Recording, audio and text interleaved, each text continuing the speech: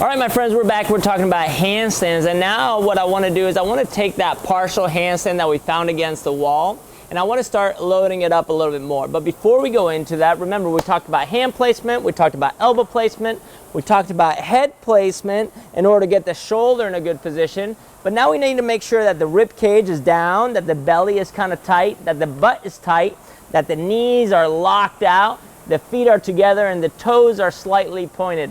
And that right there is going to give us a strong line. Now, I'm going to talk about a wall walk or wall climb. I don't even know what it's called, but basically we're just going to walk our feet up the wall. And the reason I want to talk about this is because it gives me a progressive loading. And that progressive loading is just another way of scaling, but always keeping the principles of movement and keeping it complete, because complete movement is a successful movement. So check this out.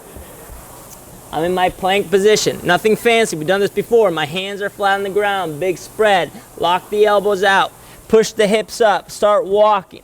Now this is position one. An inch I moved in. An inch I moved in. An inch I moved in. And then eventually what's happening, I'm progressing until I'm all the way up.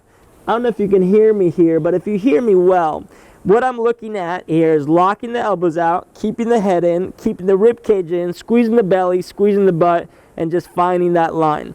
That line right there is going to be, ideally, our finishing position for a handstand push-up, whether I'm doing it back against the wall, chest against the wall, freestanding, on the rings, on parallettes, I don't care. We're looking for that straight line.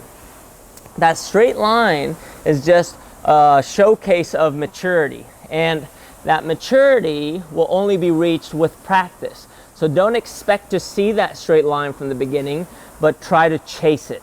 If you chase it and understand why you're chasing it, and you let your body go where it wants to go and slowly mold it, then you will find success in all these drills, and you'll see a huge carryover into everything else you do out there.